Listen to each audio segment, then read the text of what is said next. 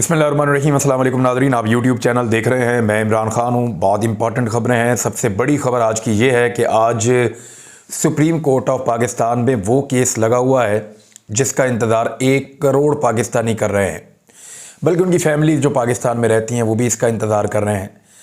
लगभग 1 करोड़ के करीब पाकिस्तानी ऐसे हैं जो ओवरसीज़ हैं, जो रहते दूसरे मुल्कों में हैं और पैसा पाकिस्तान में कमा कर भेजते हैं। यही लोग जो हैं वो अरबों डॉलर पाकिस्तान में हर साल भिजवाते हैं और ये इतना पैसा पाकिस्तान में भेजते हैं कि पाकिस्तान की एक्सपोर्ट से भी ज़्यादा इनका पैसा बढ़ जाता है। और इनका भेजा हुआ पैसा पाकिस्तान के लिए कितना इम्पॉर्टेंट है इसका अंदाज़ा तमाम मईशतदानों को है। अब ये ओवरसीज़ पाकिस्तानी हैं। ओवरसीज़ पाकिस्तानी जो हैं उनके पास वोट डालने का हक़ नहीं है।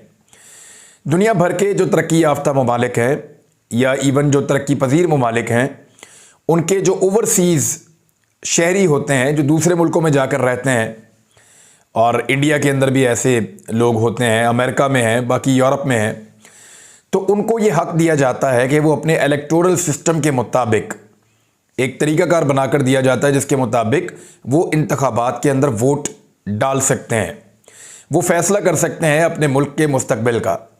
लेकिन पाकिस्तानी जो ओवरसीज़ हैं उनको ये फ़ैसले का हक़ नहीं दिया गया। इस फ़ैसले के हक़ के लिए ओवरसीज़ पाकिस्तानी बड़े लंबे अरसे से आवाज़ उठा रहे हैं और आज वो अहम तरीन दिन है जब सुप्रीम कोर्ट ऑफ पाकिस्तान का 3 रुकनी बेंच इमरान खान साहब और शेख रशीद अहमद साहब की दरख्वास्तों के ऊपर इस अहम तरीन केस को सुनने जा रहा है, जिसमें ओवरसीज़ पाकिस्तानियों ने वोट के हक़ के लिए गुजारिश की है। सुप्रीम कोर्ट ऑफ पाकिस्तान का जो बेंच है इसमें जस्टिस एजाजुल एहसन, जस्टिस नकवी साहब जो है मज़ाहिर अली नकवी साहब और मुनीब अख्तर साहब, ये 3 मुअज़्ज़िज़ जज साहिबान इस बेंच का हिस्सा हैं और ये बेंच फैसला करेगा आने वाले दिनों में कि ओवरसीज़ पाकिस्तानियों के वोट का हक़ किस तरीके से दिया जाए, कब तक दिया जाए और मैकेनिज़्म कब तक बनाया जाए। जो मुतअल्लिका महकमे हैं उनको कहा भी जाएगा। इससे पहले ये ट्राई की गई थी 2018 के इंतखाबात के बाद, जो ज़िमनी इंतखाबात हुए थे उसमें इस चीज़ को ट्राई किया गया था और तजर्बाती बुनियादों पर जब करके देखा गया तो ओवरसीज़ पाकिस्तानियों ने बढ़ चढ़ कर हिस्सा लिया था। अब प्रॉब्लम क्या है, पाकिस्तान की जो एस्टेब्लिशमेंट है वो नहीं चाहती कि ओवरसीज़ पाकिस्तानियों को वोट का हक़ मिले।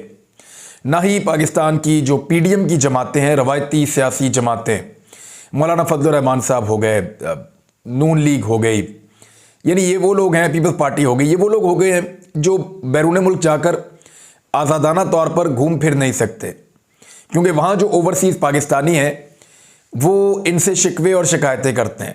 ख़ास तौर पे जो जमहूरी मुल्क हैं वहाँ पे रहने वाले ओवरसीज़ पाकिस्तानी बहुत ज़्यादा शिकवे और शिकायतें करते हैं और उनका बार बार ये कहना है कि आप जिस तरह की ज़िंदगी गुजार रहे हैं या जो आपका तर्ज़ हुक्मरानी है, जिन मुल्कों में हम आए हैं वहाँ पे ऐसा नहीं है। ये मुल्क इंसाफ की वजह से आगे बढ़े हैं और आप आज तक मौरूसियत के अंदर फंसे हुए हैं, सिर्फ अपने बच्चों और अपनी फैमिलीज़ को देख रहे हैं और लाकानूनियत पाकिस्तान में एक आपने फैलाई हुई है और करप्शन की तो कोई मिसाल ही नहीं है। तो इस वजह से ये लोग नफ़रत करते हैं उन रवायती सियासी जमातों से जिन्होंने पाकिस्तान को इस हाल में पहुँचाया है। अब वो रवायती सियासी जमातें इस वक्त एस्टेब्लिशमेंट के साथ उनका गठजोड़ है। एस्टेब्लिशमेंट चाहती है कि वो रवायती सियासी जमातें वो आगे बढ़ें और इमरान खान का रास्ता रोका जाए। ओवरसीज़ पाकिस्तानियों का 90% वोट, या हो सकता है कि इससे ज़्यादा वोट, वो इमरान खान साहब के साथ है और उनके वोट डालने की कैपेसिटी भी ज़्यादा है। यानी वो लोग क्योंकि पाकिस्तान से दूर रहते हैं तो पाकिस्तान के बारे में ज़्यादा फ़िक्रमंद रहते हैं, वो ज़्यादा बड़ी तादाद में निकलकर वोट डालने के लिए आते हैं। तो इसके ऊपर आज सुनवाई शुरू हो जाएगी और ओवरसीज़ पाकिस्तानियों के लिए एक बड़ी अच्छी खबर है। उम्मीद की जाती है कि सुप्रीम कोर्ट ऑफ पाकिस्तान का ये बेंच उन ओवरसीज़ पाकिस्तानियों को उनका हक़ देगा जो बड़े लंबे अरसे से अपने हक़ का इंतज़ार कर रहे हैं। उन्हें वोट का हक़ मिलना चाहिए। आपको सिर्फ उनके डॉलर, रियाल, दिरहम और पाउंड्स नहीं चाहिए, बल्कि उनको वोट का हक़ भी देना चाहिए। सऊदी अरब में और UAE में अगर आप मिलाकर देखें तो लगभग 2.5 से 3 मिलियन लोग तो सिर्फ यहीं रहते हैं। फिर आपके मुख्तलिफ यूरोपीय ममालिक में अलग अलग तादाद में लाखों लोग रहते हैं। स्कैंडिनेवियन कंट्रीज़ में बहुत बड़ी तादाद में लोग रहते हैं, अमेरिका में पाकिस्तानी रहते हैं, जापान में, मलेशिया में और दीगर मुल्कों में। तो पाकिस्तानी पूरी दुनिया के अंदर फैले हुए हैं। तो इनको वोट का हक अगर दिया गया तो ये अपना हक इस्तेमाल करके इलेक्शन का पांसा पलट सकते हैं। तो अब सारी नज़रें जो हैं इस मामले में सुप्रीम कोर्ट ऑफ पाकिस्तान के इस 3 रुकनी बेंच पर होंगी। डार साहब ने मईशत की मुकम्मल तौर पे तबाही फेर दी है। वो तमाम सहाफ़ी, मैं उनका नाम नहीं लूँगा क्योंकि किसी को शर्मिंदा नहीं करना चाहिए, उनमें ख़वातीन भी हैं, उनमें हजरात भी हैं। इन्होंने बिल्कुल मरासियों की तरह जो है वो भगड़े डाल डाल कर ये कहा था कि इसहाक डार साहब आ गए हैं, अब पता नहीं वो क्या कर डालेंगे। इसहाक डार साहब को एक मसीहा बनाकर पेश किया गया। यहाँ तक कहा गया कि इमरान खान को इस बात का खौफ है कि इसहाक डार साहब अगर मईशत को संभाल लेते हैं तो इमरान खान साहब की जो अपोजिशन की सियासत है वो ख़त्म हो जाएगी। ये तक कहा गया कि डॉलर डार साहब से डर गया है, सहम गया है। ये तक कहा गया कि डार साहब ने मईशत को संभाला दे दिया है और हर चीज़ कंट्रोल में आ गई है। बहुत बड़े बड़े बुलंगो बांग दावे किए गए, हालांकि आदाद शुमार उस वक्त भी कोई इतने अच्छे नहीं थे। मसनूई कुछ कॉस्मेटिक सॉल्यूशंस डार साहब ने निकाले थे और फिर कंपेन्स चलवाई गई थी मीडिया में, लेकिन सारा कुछ उल्टा हो गया। अब IMF की तमाम शराइत भी मान रहे हैं, यानी इसको कहते हैं कि 100 जूते और 100 प्याज। वैसे मुझे ऐसे लगता है कि 80-85 जूते और 80-85 प्याज तो हो गए हैं, लेकिन कल साबिर शाकिर साहब ने कहा कि नहीं, अभी 70 जूते और 70 प्याज हुए हैं, 30 जूते और 30 प्याज अभी इन्होंने मजीद खाने हैं। उनका तजर्बा ज़्यादा है, हो सकता है मजीद खाने हो, लेकिन मुझे तो लगता है कि इतने जूते और इतने प्याज खाने के बाद मजीद कैपेसिटी किसी में रहती नहीं है। डार साहब ने मईशत का भट्टा बिठाने के बाद अब शरह सूद में 3% मजीद इजाफा कर दिया है। 17% से शरह सूद बढ़ाकर इसको ले गए हैं 20% तक, और महंगाई की जो शरह है वो इससे लगातार बढ़ती चली जाएगी और कारोबार जो है वो कम होता चला जाएगा। जिन पाकिस्तानियों ने कर्ज लिया है उनको ज़्यादा सूद अदा करना पड़ेगा।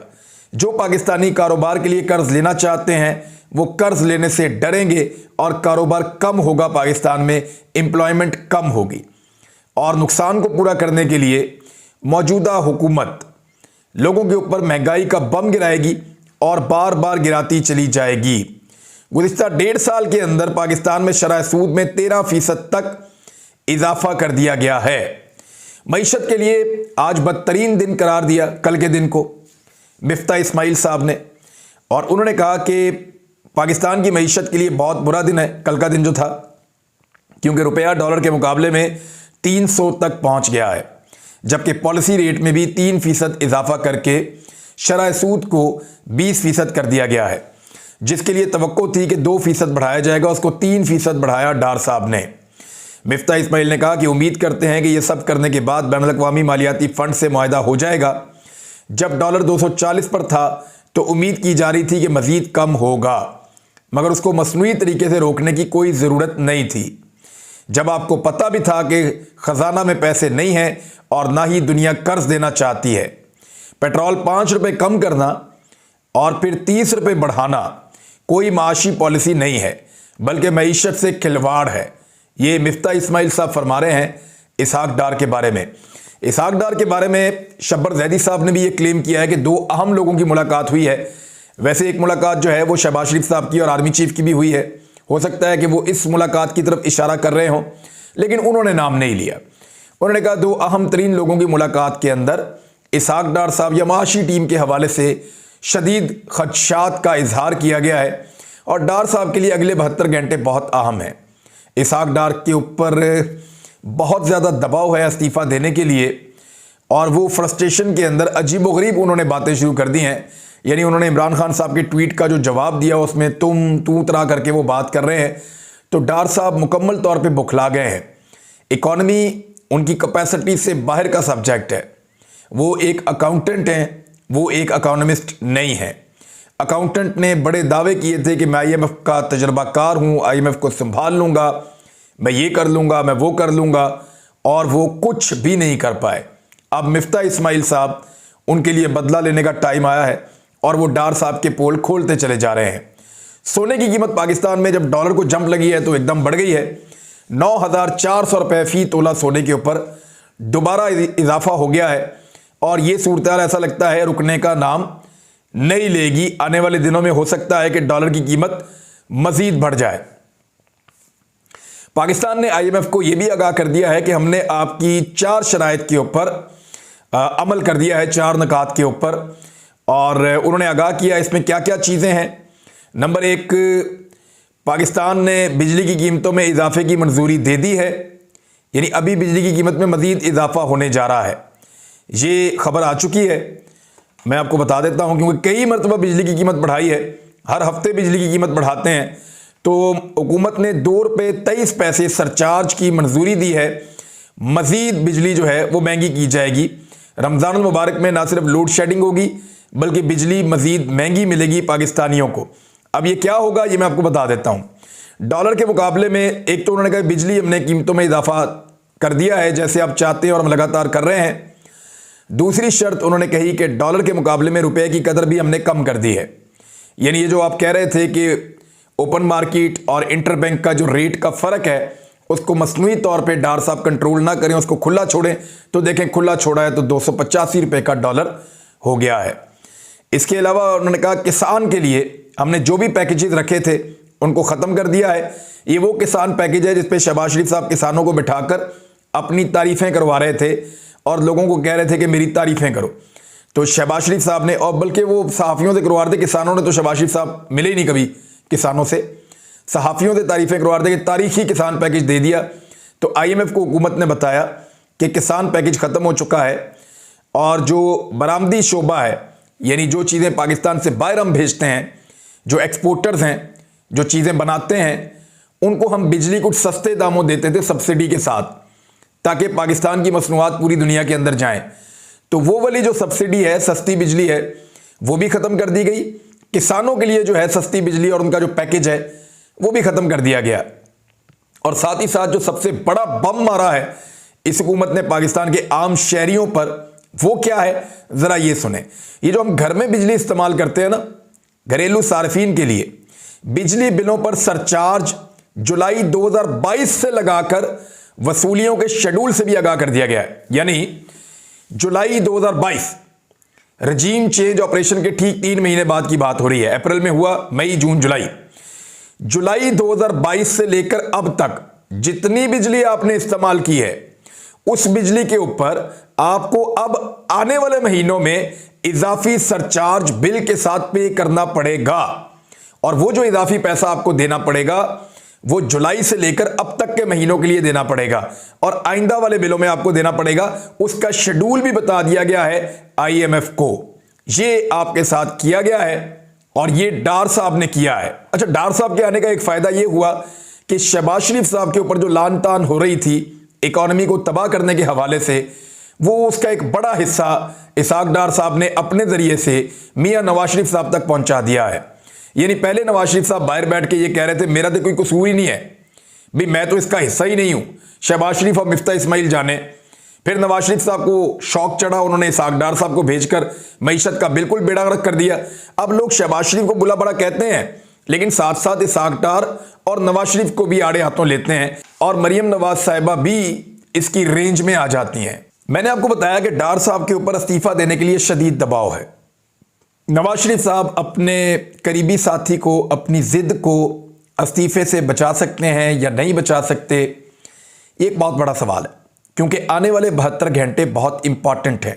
डार साहब हर तरह से चित हो चुके हैं, मुकम्मल तौर पे नाकाम हो चुके हैं, उनको बिल्कुल कामयाबी नहीं मिली मईशत की इस लड़ाई में और पूरी कौम उनसे मायूस हो गई है।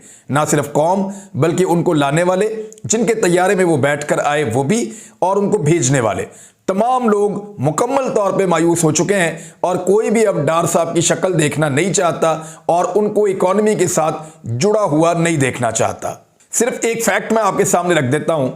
इमरान खान साहब का दौरे हुकूमत था लगभग 42 महीनों पे, 42 या 43 महीने थे और उनके दौर में जब उनको डॉलर की कीमत मिली तो 125 रुपए का डॉलर उनको मिला था और जब वो छोड़ रहे थे, जब रजीम चेंज ऑपरेशन शुरू हुआ तो 178 रुपए था उस वक्त। यानी लगभग आप समझ लें कि 53 या 54 रुपए डॉलर की कीमत में इजाफा हुआ इमरान खान साहब के 3.5 सालों में।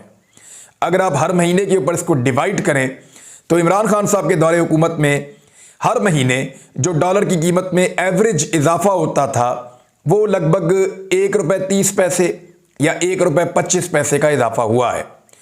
यानी इमरान खान साहब के दौरे हुकूमत में एक महीने में जो इजाफा डॉलर की कीमत में हुआ है एवरेज निकाल के वो ₹1.25 इसके आसपास हुआ है। ₹1.25 या ₹1.30 महंगा हुआ डॉलर हर महीने। अब शहबाज शरीफ साहब का दौरे हुकूमत है 10 महीने पे और इनके दौर में डॉलर की कीमत बढ़ी है ₹107।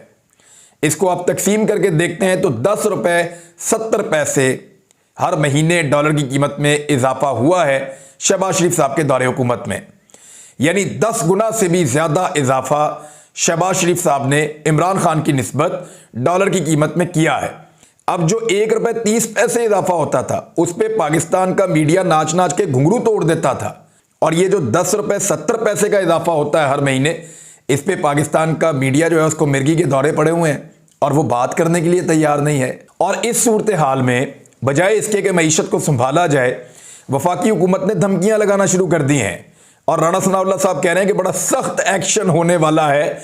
बल्कि उनका यह कहना है, राणा सनाउल्लाह साहब का, बड़ी अजीब बात उन्होंने कही। उन्होंने कहा अंदरूनी और बैरून मुल्क बैठकर कौमी इदारों और सरबराह के खिलाफ मजमूम भारतीय एजेंडा चलाने वाले पाकिस्तान दुश्मन मुहिम की मजम्मत करते हैं और इन जबानों को लगाम डालेंगे।